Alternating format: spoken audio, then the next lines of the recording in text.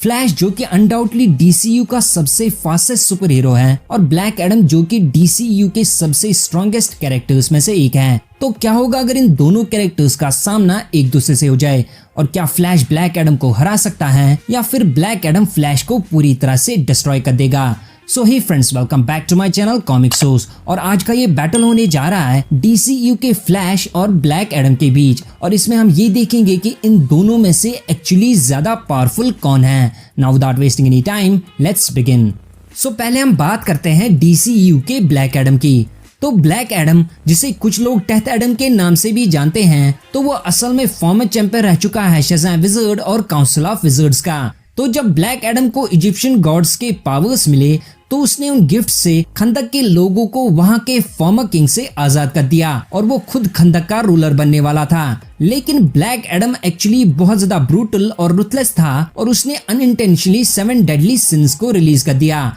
जिससे कि खंदक के लाखों लोग मारे गए। तो फिर ऐसा करने की वजह से शज़ाम विज़ार्ड ने ब्लैक एडम को 5000 सालों तक कैद कर लिया, और फिर जब वो रिलीज हुआ तो वो फिर से खंदक को बचाने की कोशिश में लग गया। अब अगर बात की जाए उसके पावर्स और एबिलिटीज की, तो ब्लैक एडम के पास 6 इजिप्शियन गॉड्स के पावर्स होते हैं, जिनमें शामिल है the stamina of Shu, the speed of Horus, the strength of Amon, the wisdom of Zehuti, the power of Aton and the courage of Mehen. और इन सब पावर्स की वजह से ब्लैक एडम को सुपरह्यूमन स्ट्रेंथ और सुपरह्यूमन ड्यूरेबिलिटी से लेके सुपरह्यूमन स्पीड और इलेक्ट्रोकिनेसिस जैसी एबिलिटीज तक मिल जाती हैं। And if we talk about his strength, तो ब्लैक एडम जेन्युइनली बहुत ज्यादा स्ट्रांग होता है और वो अपनी स्ट्रेंथ से एयरक्राफ्ट्स को लिफ्ट कर सकता है, बहुत ही आसानी से हैवी ट्रक्स को चीर सकता है, और उसके अलावा वो अपने एक ही क्लैप से शॉकवेव्स भी क्रिएट कर सकता है। लेकिन ब्लैक एडम की स्ट्रेंथ का सबसे बिगेस्ट फीट हमें तब देखने को मिला जब उसने अपनी स्ट्रेंथ से बिना किसी एफर्ट के एक बड़े से स्टैचू को लिफ्ट किया,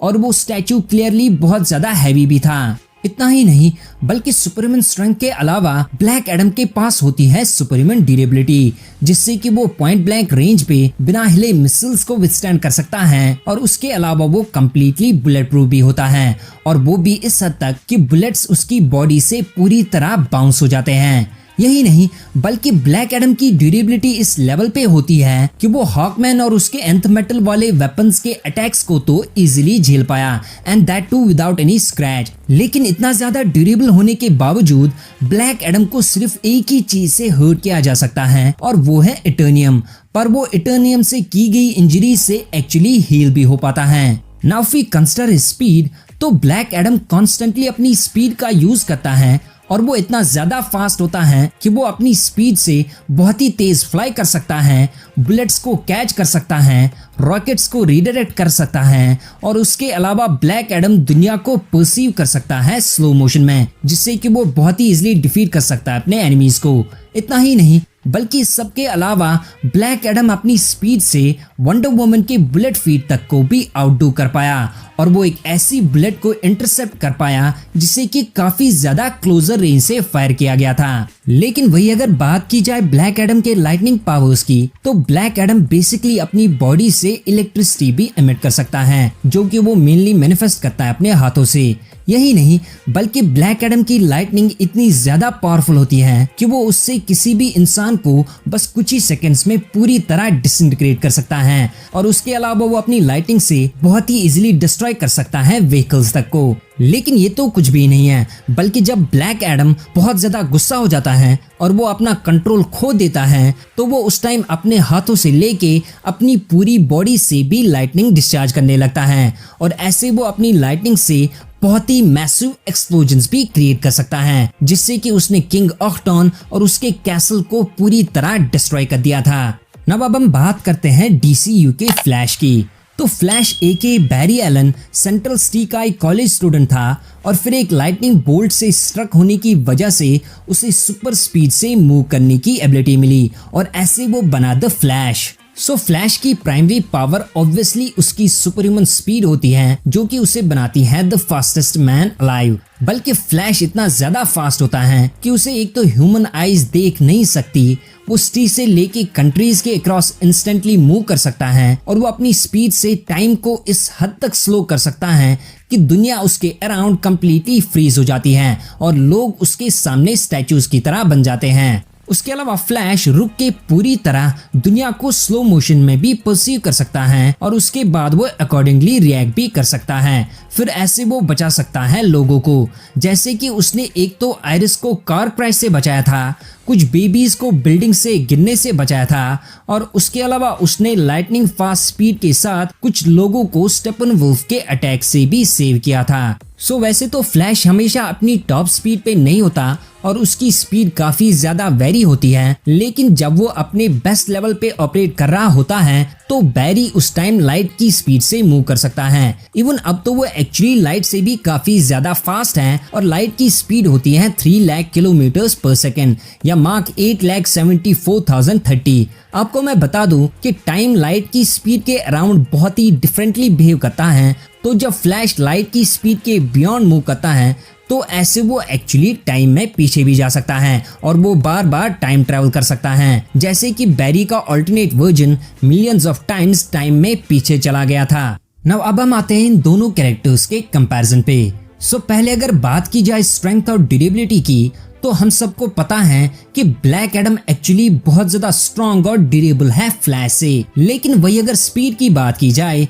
तो जहां ब्लैक एडम इतना ज्यादा फास्ट होता है कि वो लिटरली साउंड की स्पीड को भी एक्सीड कर सकता है और वो राइवल कर सकता है सुपरमैन की स्पीड के साथ। उसके अलावा ब्लैक एडम बस कुछ ही सेकंड्स में थाउजेंड्स ऑफ किलोमीटर्स भी ट्रैवल कर सकता है, जैसा कि हमें देखने को मिला था ब्लैक एडम की मूवी में, जब वो इंटर गैंग से फाइट करने के टाइम पूरे वर्ल्ड के अराउंड बस कुछ ही सेकंड्स में पहुंच गया था। यही नहीं बल्कि ब्लैक एडम को अपनी स्पीड से एक्सेलरेटेड परसेप्शन जैसी एबिलिटी भी मिल जाती है, जिससे कि वो अपने अराउंड वर्ल्ड को स्लो मोशन में भी देख सकता है और उसके अलावा ब्लैक एडम की स्पीड उसके रिफ्लेक्सेस तक एक्सटेंड होती है, जिससे कि वो एक्चुअली उसे हिट करने से पहले ही बुलेट्स और मिसाइल्स तक को भी कैच कर सकता है। लेकिन वही अगर ब्लैक एडम की स्पीड को फ्लैश की स्पीड के साथ कंपेयर किया जाए तो जहां ब्लैक एडम की टॉप स्पीड मार्क 1726.8 के बराबर मेजर होती है, जो कि उसे मैसिवली हाइपरसोनिक से भी ज्यादा फास्ट बना देता है, तो वही फ्लैश अपनी टॉप स्पीड पे लाइट की स्पीड से भी ज्यादा फास्ट मूव कर सकता है और लाइट की स्पीड होती है मार्क 8,74,030, जो कि फ्लैश को लिटरली काफी ज्यादा फास्ट बना देता है ब्लैक एडम से, यानी ब्लैक एडम फ्लैश को एक्चुअली टच भी नहीं कर सकता। सो जहां ब्लैक एडम फ्लैश से काफी ज्यादा स्ट्रॉन्ग और ड्यूरेबल होता है, तो वही फ्लैश ब्लैक एडम से कई गुना ज्यादा फास्ट है। इतना ही नहीं बल्कि फ्लैश मूवी की टाइम कॉमिक्स, जो कि फ्लैश मूवी से पूरी तरह कनेक्टेड है, तो उसमें ये भी दिखाया गया था कि फ्लैश एक्चुअली अपनी फिस्ट की डेंसिटी को ऑल्टर करके सुपर स्पीड और सुपर स्ट्रेंथ से पंच भी कर सकता है। उसके अलावा जैक स्नाइडर ने तो ये बात भी कंफर्म की है कि फ्लैश एक्चुअली लाइट की स्पीड से भी पंच कर सकता है, लेकिन बैरी इस एबिलिटी का यूज करने से डरता है। इतना ही नहीं बल्कि ब्लैक एडम जस्टिस लीग वाले फ्लैश को शायद डिफीट कर भी सकता है, बिकॉज उस टाइम फ्लैश एक्चुअली उतना ज्यादा स्किल्ड और पावरफुल नहीं था, लेकिन अब फ्लैश इतना ज्यादा स्किल्ड और पावरफुल है कि वो अपनी स्पीड से इलेक्ट्रिकल टॉर्नेडोज क्रिएट कर सकता है, वो अपने एनिमीज पे लाइटनिंग से हमला कर सकता है और उसके अलावा फ्लैश फेजिंग में भी काफी ज्यादा एक्सपर्ट बन चुका है और वो अपनी इस फेजिंग की एबिलिटी को ऑफेंसिव वे में भी यूज कर सकता है। लेकिन ये तो कुछ भी नहीं है, बल्कि फ्लैश अब इतना ज्यादा स्किल्ड और स्ट्रॉन्ग है कि वो अब एक साथ बहुत सारे क्रिप्टोनियंस से भी फाइट कर सकता है और उन्हें एक्चुअली डिफीट भी कर सकता है। और अगर उन्हीं क्रिप्टोनियंस की बात की जाए तो सुपरमैन तक भी वैसे बस सिर्फ 2 क्रिप्टोनियंस से फाइट करने में स्ट्रगल कर रहा था और फ्लैश अब इतना ज्यादा स्ट्रॉन्ग है कि वो वैसे ही बहुत सारे क्रिप्टोनियंस को वन शॉट में ही नॉकआउट कर पाया। यही नहीं बल्कि फ्लैश के पावर्स अब इस लेवल पे पहुंच चुके हैं कि अब वो क्रिप्टोनियंस को डिफीट करने के अलावा उनके आर्मर्स को डिस्ट्रॉय कर सकता है और उन्हें एक्चुअली जान से भी मार सकता है, जैसा कि हमें फ्लैश मूवी में भी देखने को मिला। तो फ्लैश के इन सारे नए पावर्स और एबिलिटीज को ध्यान में रखते हुए हम ये कह सकते हैं कि फ्लैश भले ही सुपरमैन को तो हरा नहीं सकता, but in my opinion flash के लिए ब्लैक एडम को डिफीट करना एक्चुअली पॉसिबल है। और ये बात मैं मानता हूँ कि फ्लैश को ब्लैक एडम को डिफीट करने में काफी ज्यादा स्ट्रगल करना पड़ेगा, पर वो उसे एक्चुअली डिस्ट्रॉय कर सकता है। सो इन माय ओपिनियन इस बैटल का भी एक्चुअल विनर फ्लैश ही होगा,